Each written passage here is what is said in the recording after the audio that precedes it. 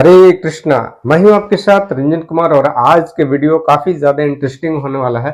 एक प्रभु जी हैं मुजफ्फरपुर बिहार से और इनकी जो पत्नी है ये मतलब अपने जीजा जी को कहने पे चलती हैं और ये उनके साथ में इनके पत्नी का और जीजा जी के बीच का कुछ चक्कर है और ये घर से डेढ़ साल से ये अपने मैके में है और जीजा जी के कहने पे चलता है और उनसे रिलेशनशिप है इनका पत्नी को।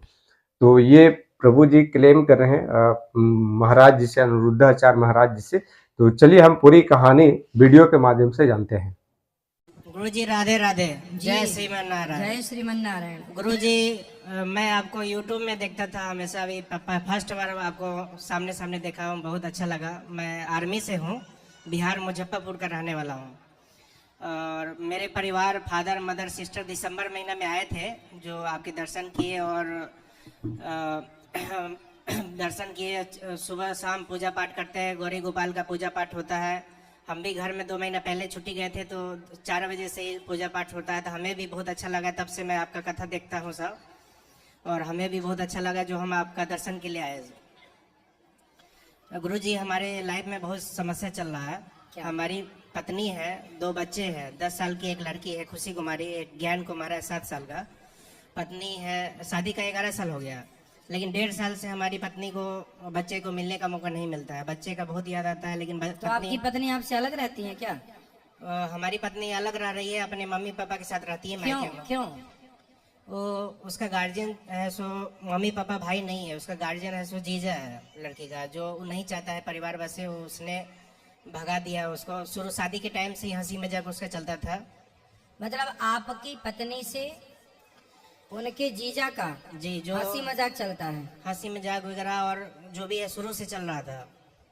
तो पत्नी तो आपके साथ जब थी तब तो अच्छी थी। हाँ थी, साथ अच्छी थी। जब मैं समझाता था तो समझती भी थी, और कुछ टाइम झगड़ा हुआ जो सोती रह जाएगी, स्कूल में बच्चे को नहीं भेजेगी, तो हम गुस्सा करते थे। तो ऐसे करके वो भी गुस्सा की, हम भी गुस्सा हुए थे इस मैटर पे। वो घर में फोन फान की तो उसको जीजा को पता चला, तो उसका जीजा भगा दिया और वो अपने मायके आ गई। हम साथ में रहते थे जोशीमठ में, आर्मी में। तो फिर आपकी पत्नी से अब आपकी बात नहीं होती? नहीं बात होती है सर। और बच्चे से भी मैं अभी भी छुट्टी जा रहा हूँ, अभी 2 महीना पहले भी गया था, काफ़ी कोशिश किया, गया भी पत्नी को ह्यूमन राइट को लेके भी गया था साथ में। पत्नी को पैर पकड़ा कि चलो घर बसाओ, जो भी हुआ हमारी ही पूरी गलती है, लेकिन वो मानने को तैयार नहीं है। उसकी माँ को पैर छुओ तो गाली देती है, पत्नी गाली देती है, बच्चे से मिलने का मौका नहीं देती। बच्चा का बहुत याद आता है, लेकिन बच्चा से भी मिलने नहीं देती है। उसका भाई है, सो बच्चे को गोदी भी लिया तो उसका भाई छीन ले रहा है, गाली गलौज कर रहा है। इसका भाई? लड़की का भाई, जो हमारी मैडम है भारती कुमारी, उसका रंजन नाम है उसका छोटा भाई का। आपका साला? जी जी। तो कितने 1.5 साल से घर में है? जी सर, 1.5 साल से। तो आपने उसके जीजा को फोन लगा के बोला कि भाई तुमने हमारा घर क्यों बिगाड़ दिया?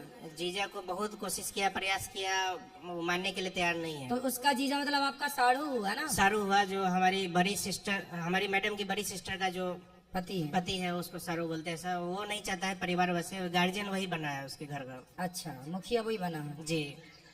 और हर जगह लाइजन लिंक है, नेतागिरी करता है आरजेपी में। देखो एक बात बता दूं आपको, रिश्ते तब टूटते हैं जब आप दोनों के बीच में कोई तीसरा बाहर वाला इंटरफेयर कर देता है। रिश्ते टूटने की वजह क्या है? जब आपके पर्सनल मैटर में, आपके पर्सनल जीवन में कोई बाहर का तीसरा जब इंटरफेयर करता है, जब वो प्रवेश करता है आपके जीवन में, तो रिश्ते टूट जाते हैं। इसलिए आप सबसे मेरी प्रार्थना है कि अपने रिश्तों को, पति पत्नी के रिश्तों को इतना मजबूत बनाओ, भाई भाई के रिश्ते को इतना मजबूत रखो कि बाहर किसी तीसरे को प्रवेश ना मिले, क्योंकि तीसरा केवल आपके जीवन में केवल जहर घोलने का काम करेगा। अब देखिए, जरा सा मौका मिल गया मंथरा को, तो एक रात में उसने विष घोल दिया। एक रात में, एक रात भी पूरा नहीं मिले इसको, मतलब 2-3 घंटे में ही उस मंथरा ने कैकेयी के जीवन में जहर घोल दिया। इसलिए कैकेयी और दशरथ जी दोनों मिलके बात कर लेते तो क्या ये आग लगती वनवास की? लेकिन मंथरा की बात में कैकेयी आ गई और दशरथ जी पांव पकड़ रहे, जैसे ये बोले ना कि मैं अपनी पत्नी के पांव पकड़ रहा था, ऐसी दशरथ जी भी पांव पकड़ के बोले थे, कैकेयी मैं तेरे पांव पकड़ता हूँ, मैं तेरे पांव छूता हूँ, मैं भरत को राजा तो बना दूंगा, पर राम को यदि तुमने वनवास भेजा तो मैं मर जाऊंगा। कैकेयी बोली मर जाओ, पर मैं राम को वनवास भेजूंगी। मतलब देखिए उस 2-3 घंटे में क्या जहर घोल दिया उस महिला ने। मायने रखती हैं बातें कि आपके रिश्तों में तीसरा कौन है, कौन आपके जीवन में इंटरफेयर कर रहा है, कौन विष घोल रहा है, मायने रखती हैं बातें। इसलिए हमारे शास्त्र सब चीजें सचेत करते हैं। अब देखो इनका घर टूट गया इनके साढ़ू की वजह से। अब उस पत्नी को कौन समझाए कि तुम अपने पति को छोड़ करके क्या पालोगी, साढ़ू के साथ किस रिश्ते से वो, अब ये तो नहीं पता कि उनका जीवन कैसा है, उनके साथ उनके क्या रिश्ते हैं, लेकिन फिर भी आपका घर तो टूट ही गया। इसलिए मैं आपसे बस बार बार यही कहूंगा कि आप अपनी पत्नी से बात करने की कोशिश कीजिए, किसी और से बात करने से कोई फायदा नहीं। पत्नी से बात करने बाकी लोग तो चाहते ही हैं कि आपका घर ना बसे, और वो कामयाब भी हो गए इस बात पर। गुरुजी पत्नी से मिलने के लिए अभी भी मैं जाऊंगा, उसका पैर तक छूऊंगा। मैं चाहता हूं कि परिवार न टूटे, बच्चा का लाइफ खराब हो जाएगा इसमें। उसका सारू, हमारा जो सारू है वो जमीन और संपत्ति का लोभ देता है कि आधा संपत्ति और पैसा आधा तो पेमेंट। आपके पास कोई संपत्ति नहीं है, कोई काम धाम नहीं था? संपत्ति वगैरह सब है सर, लेकिन अभी जब वो अपने घर में रह रही है तो उसका सारू बोल रहा है, जीजा बोल रहा है लड़की का कि मैं संपत्ति पैसा दिला दूंगा और वहीं रहे अपने मम्मी पापा के साथ, और खुद अपने टाइम पास कर रहा है। वो टाइम पास कर रहा है मतलब अपने चक्कर में लगा है।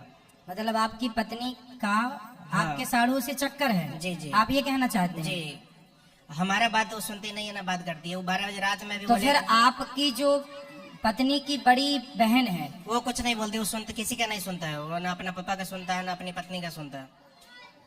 तो वो आप उनसे ही बात करो कि भाई तुम्हारा पति हमारी पत्नी के चक्कर में क्यों है। उसका पापा मम्मी भी इसको भगवान मान लिया है, उसको जीजा को, क्योंकि वो लोकल का रहने वाला है, वहीं रहता है और हर काम वो मदद करता है, तो उसको भगवान मान लिया है और उसी का साथ देता है। शुरू से उसका हर काम में सपोर्ट करता है वो। हम आर्मी में ड्यूटी में रहते हैं, बाहर रहते हैं। अच्छा, आप आर्मी में हैं? जी जी। तो आप ड्यूटी में बाहर थे? मैं तो साथ में रखा था, जो वहाँ से भगा दिया था लड़की का जीजा जो। तो आप आर्मी में हो यार, इतने बढ़िया 2-4 जमा नहीं सकते थे जब ऐसा किया आपके साथ? ये चीज गुरुजी सही नहीं है ना। पत्नी नहीं, पत्नी को नहीं, पत्नी को नहीं, पत्नी को जमाने के नहीं बोल रहे हैं। जी जी। साढ़ू को, सारू को वो नेतागिरी करता है, थोड़ा लाइजन लिंक है उसका, जो थोड़ा काम बसने नहीं दे रहा है। फादर भी हमारा। कंप्लेंट करो, फिर पुलिस कंप्लेंट करो कि हमारी पत्नी के साथ। पुलिस में भी सब मिले जुले हैं थोड़ा। मैं अभी इससे पहले 2 महीना पहले गया था, सारू को भी मिलने जुलने 2-3 आदमी 4 आदमी से, तो कंप्लेंट डाल दिया थाना में। तो थोड़ा मिला जुला है। आरजीपी में नेतागिरी करता है वो, गुड्डू चौधरी नाम है उसका। तो फिर देखो, पुलिस कंप्लेंट से भी काम नहीं बना, मतलब कोई भी हालत में काम बनने नहीं दे रहा है वो। फिर आपने क्या निर्णय लिया?